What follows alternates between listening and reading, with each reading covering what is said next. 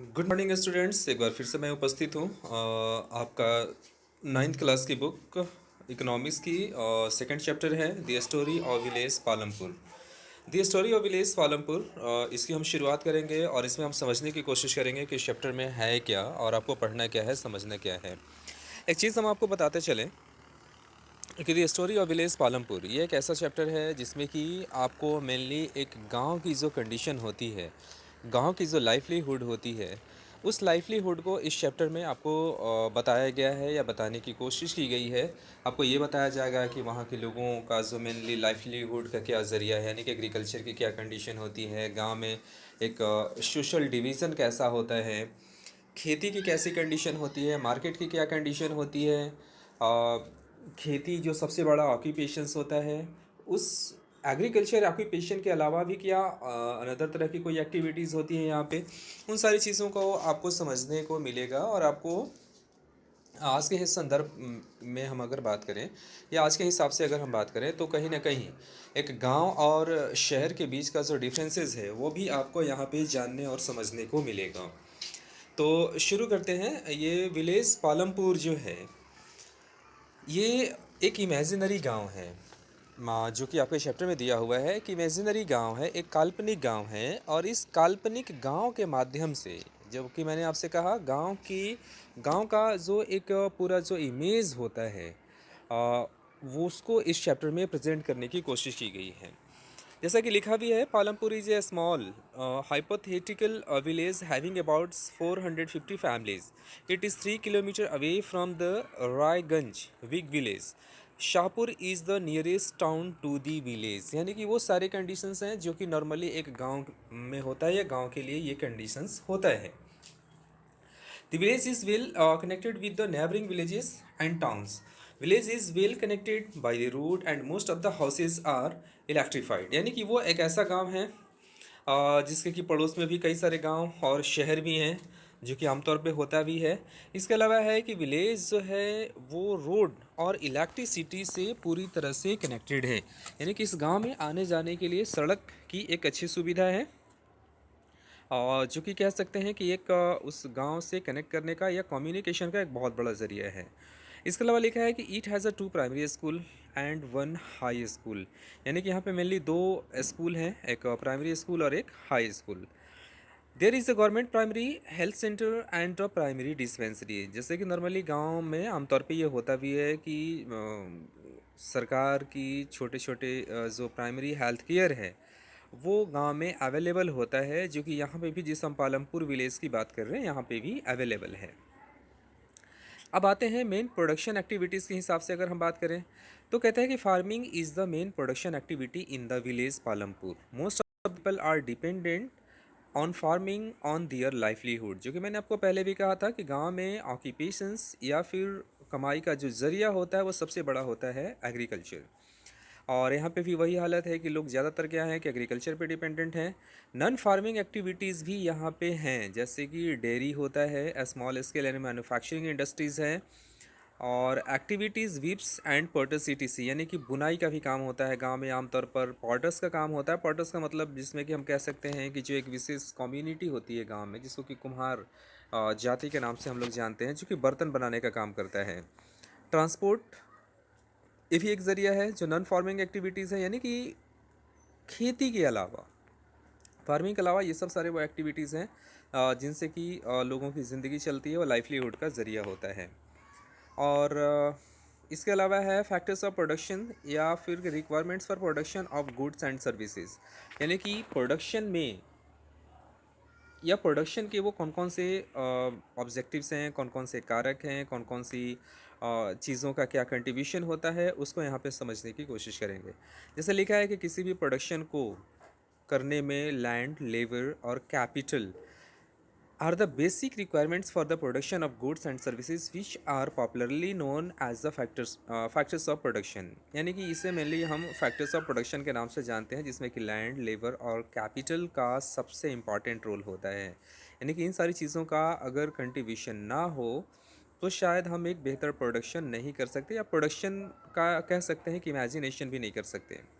Land includes all free gifts nature. जैसा कि हम जानते हैं कि ज़मीन लैंड जिस पर कि एग्रीकल्चर का सबसे बड़ा ऑक्यूपेशन का कह सकते हैं कि एक मीडियम है, ज़रिया है, जो कि नेचुरली रूप से ये हमें गिफ्ट में मिला है। और ये गिफ्ट में क्या क्या है, जैसे सॉइल है, वाटर है, फॉरेस्ट है, मिनरल्स है, ये सारी वो चीज़ें हैं जो कि हम कह सकते हैं कि हमारे लाइवलीहुड का सबसे बड़ा एक मीडियम है, माध्यम है, एक ज़रिया है जिसके सहारे हमारी ज़िंदगी चलती है। लेबर को लेकर के लिखा है कि लेबर का मतलब ये होता है कि ये courses includes physical as well as the mental labour, यानी कि ये जो होता है वो शारीरिक या मानसिक जो मेहनत करने वाले लोग होते हैं, और इन शारीरिक और मेहनत करने के बदले में जो उनको पारिश्रमिक दी जाती है, बेसिकली वो लेबर होते हैं। Physical capital is the third requirements for the production. Physical capital includes fixed capital, tools, machine, building etc.. यानी कि अगर हम फिजिकल कैपिटल की बात करें तो फिजिकल कैपिटल में मेनली आता है tools, machinery system, buildings, etc.. Working capital includes raw materials such as the seeds for the farmer, yarn for the weaver and money in hand। यानी कि अगर हम कैपिटल की बात जब हम कर रहे हैं, मटेरियल्स की जब हम बात कर रहे हैं, तो ये सबसे बड़ी ज़रूरी हो जाता है कि प्रोडक्शन का जो एक बड़ा ऑब्जेक्टिव ही होता है कि उसके लिए किसान के पास सीड्स का होना ज़रूरी होता है। यार्न फॉर द वीवर, यानी कि ये भी एक ऑक्यूपेशन है बुनाई का, जिसके लिए धागा का होना ज़रूरी है। और आगे और भी प्रोडक्शन करने के लिए हाथ में मनी का होना ज़रूरी होता है। Important changes in farm activities की बात करें तो कहता है कि land area under cultivation is virtually fixed. जैसा कि हम जानते हैं कि जो लैंड एरिया है वो हमारा फिक्स्ड है, जबकि कहता है कि some waste lands in India had been converted into cultivated land after 1960। यानी कि 1960 के बाद भारत में ऐसे बहुत सारे वेस्ट लैंड थे, यानी कि जो बेकार ज़मीन थे, बंजर ज़मीन हम कह सकते हैं, या फिर ऐसे ज़मीन जिसका कि हम यूटिलाइज़ नहीं कर पा रहे थे। तो 1960 के बाद इस तरह की ज़मीन पे काम बहुत तेज़ी से हुआ, जिसको कि हमने क्या किया कि एग्रीकल्चर के लायक बनाया। और जब ये एग्रीकल्चर के लायक जब हमने बनाया, खेती के लायक जब हमने बनाया, तो उससे क्या हुआ कि जो हमारा जो ग्रेन्स प्रोडक्टिविटी था उसको हमने बढ़ाया, और फूड्स को लेकर के हम कहीं ना कहीं सेल्फ डिपेंडेंट होते चले गए।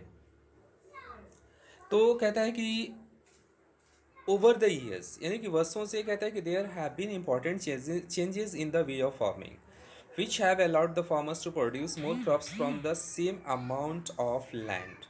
और ये भी कहता है कि वर्षों से कह सकते हैं कि एक लगातार परिश्रम, लगातार प्रयास का एक रिजल्ट रहा कि हम कहीं ना कहीं सेम लैंड पे ज़्यादा से ज़्यादा प्रोडक्शन कर पाते हैं। जिसको लेकर के लिखा है कि production more crops form in the same amount of land, यानी कि सेम उसी ज़मीन पे हम ज़्यादा से ज़्यादा प्रोडक्शन कर पा रहे हैं। इन चेंजेस को कहा जा सकता है कि मल्टीपल क्रॉपिंग फार्मिंग, यानी कि एक साथ कई जो खेती है वो किया जाता है, जिसको कि मल्टीपल क्रॉपिंग फार्मिंग कहा जाता है। यानी कि एक ही बार में, जैसे गेहूं के साथ आपको पता होना चाहिए कि जैसे सरसों की भी खेती हो जाती है, दाल के भी कुछ एक ऐसे फसल हैं जिसमें कि दो फसलों को एक साथ उपजाया जाता है। बेसिकली इसी कंडीशन को मल्टीपल क्रॉपिंग फार्मिंग कहा जाता है। दूसरा है एग्रीकल्चर की कंडीशंस को बेहतर करने के लिए use of modern farming methods, यानी कि खेती में जो टूल्स हैं वो जितना हम मॉडर्न यूज़ करेंगे, मॉडर्न इक्विपमेंट्स को यूज़ करेंगे, मॉडर्न टूल्स को हम यूज़ करेंगे, उतना ही ज़्यादा हम एग्रीकल्चर के कंडीशंस को बेहतर बना सकते हैं, यानी कि ज़्यादा से ज़्यादा हम प्रोडक्टिविटी को बढ़ा सकते हैं। और ये जो चेंजेस आया, जिसको लेकर के लिखा है और कहा जाता है कि 1960 के दौर में जो ये एक दौर था हमारे देश में, जिसमें कि हमने क्या किया कि टेक्नोलॉजी के बदौलत या मॉडर्न फार्मिंग मेथड्स के बदौलत हमने क्या किया कि एग्रीकल्चर की जो कंडीशंस थी उसमें हमने कई गुना कह सकते हैं कि हमने बढ़ाया, जिसको कि ग्रीन रिवॉल्यूशन के नाम से जाना जाता है। जिसके बारे में कहा जाता है कि farmers of Punjab, Haryana and western Uttar Pradesh were the first to try out of the modern farming methods in India. यानी कि भारत में पंजाब, हरियाणा और वेस्टर्न उत्तर प्रदेश के कुछ ऐसे पार्ट हैं जो कि मॉडर्न फार्मिंग मेथड के रूप में ये पूरे देश को कहीं ना कहीं लीड करता है। और आपको पता भी है कि पंजाब और हरियाणा के हिसाब से बात करें तो ये अभी प्रोडक्शन के मामले में, यानी कि फूड प्रोडक्शन के मामले में कहीं ना कहीं भारत के जो बाकी जो स्टेट्स हैं उन सारे स्टेट्स से बहुत आगे हैं। ओवर यूज़ ऑफ फर्टिलाइजर्स, लेकिन हाँ ये भी कहता है कि खेती को प्रोडक्शन को हमने क्या किया कि बढ़ा तो लिया। 1960 के दौर में ग्रीन रिवॉल्यूशन का भी दौर आया, जिसमें कि हम क्या हो गए कि फूड्स के मामले में सेल्फ डिपेंडेंसी हमारी बढ़ती चली गई। लेकिन ज़्यादा से ज़्यादा ग्रेन्स को प्रोडक्ट करने में हमने क्या किया कि इसके कई सारे हमने नुकसान भी हमें झेलना पड़ा। नुकसान झेलने का मतलब ये था कि जैसे हमने फर्टिलाइजर्स को बहुत ज़्यादा यूज़ करना शुरू किया, पेस्टिसाइड्स को हमने बहुत ज़्यादा यूज़ करना शुरू किया, और रिजल्ट के तौर पे क्या हुआ कि ये लैंड डिग्रेडेशन की प्रॉब्लम्स कहीं ना कहीं बढ़ती चली गई। यानी कि लैंड डिग्रेडेशन एक वैसी कंडीशन जिसमें कि कहीं ना कहीं जो नेचुरली प्रोडक्टिविटी पावर था, यानी कि नेचुरली वे में जिस पर कि हम खेती करते थे, उसकी जो कह सकते हैं कि जो प्रोडक्टिविटी पावर था वो कहीं ना कहीं कम होता चला गया। तो farmers in the Punjab are facing these problems.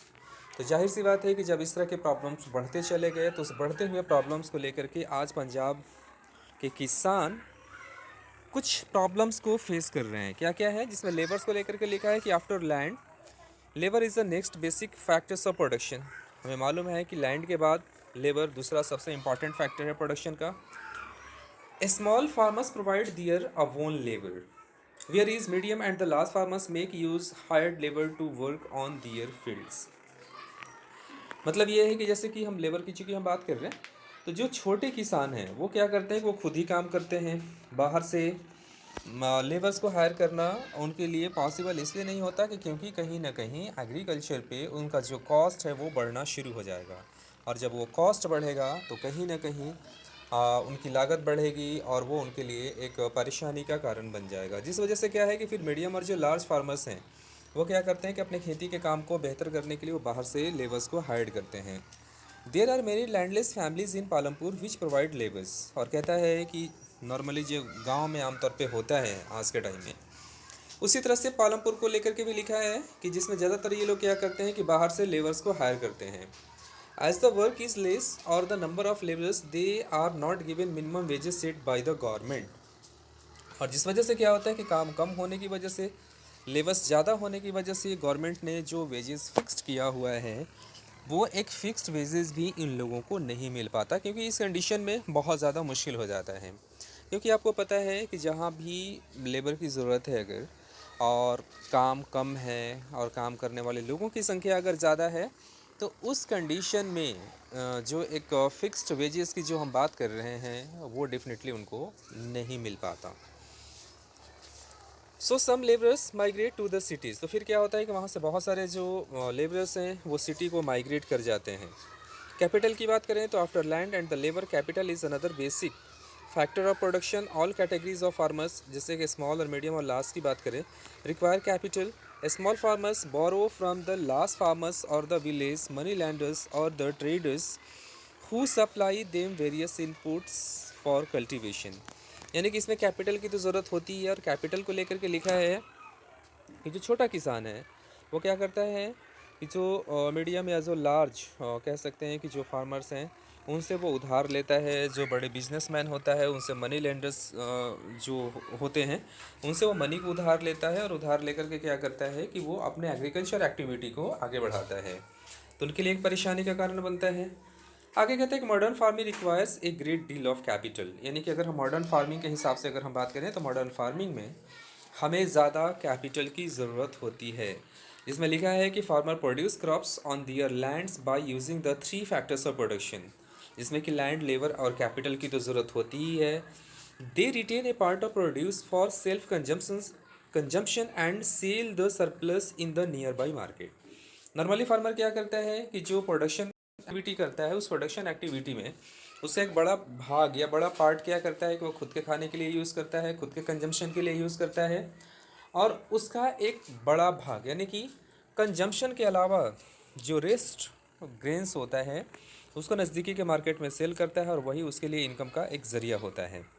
That part of farm produce which is sold in the market is called marketable surplus. यानी कि जो मार्केट में बेचता है उसको मार्केट सरप्लस के नाम से जाना जाता है।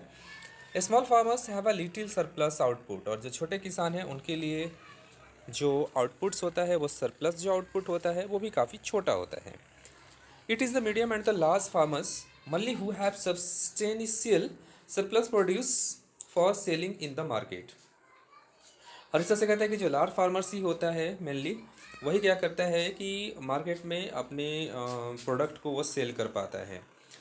तो फार्मिंग एक्टिविटीज़ के अलावा कुछ नॉन फार्मिंग एक्टिविटीज़ भी हैं, जिसके बारे में कहता है कि out of every 100 workers in the rural areas, India only 24 are engage in non farm activities, यानी कि लगभग भारत के ही हिसाब से अगर हम बात करें, ये खास करके भारत के ग्रामीण क्षेत्र के हिसाब से बात करें, रूरल एरिया के हिसाब से अगर हम बात करें, तो 100 में से महज 24 का एक डेटा हो सकता है जो कि नॉन फार्मिंग एक्टिविटीज़ को आगे बढ़ाते हैं। There is a variety of non farm activities in the village. इसके अलावा बहुत सारे नॉन फार्मिंग एक्टिविटी भी होता है, जिसमें कि dairy, small scale manufacturing, transport, इस तरह के और भी कई सारे कंडीशंस हो सकते हैं। अगर आप स्टूडेंट्स आप चाहो तो कभी गांव जाने का मौका मिले, या अगर गांव में आप पहले से हैं, तो आप इन चीज़ों को लिस्टेड कर सकते हैं कि वैसे कौन कौन से लोग हैं जो फार्मिंग एक्टिविटी में हैं। फार्मिंग एक्टिविटी जो मैंने अभी बताया आपको, कि जो पूरी तरह से एग्रीकल्चर पे डिपेंडेंट है, यानी कि उनकी जो लाइवलीहुड का जो जरिया है वो पूरी तरह से एग्रीकल्चर है।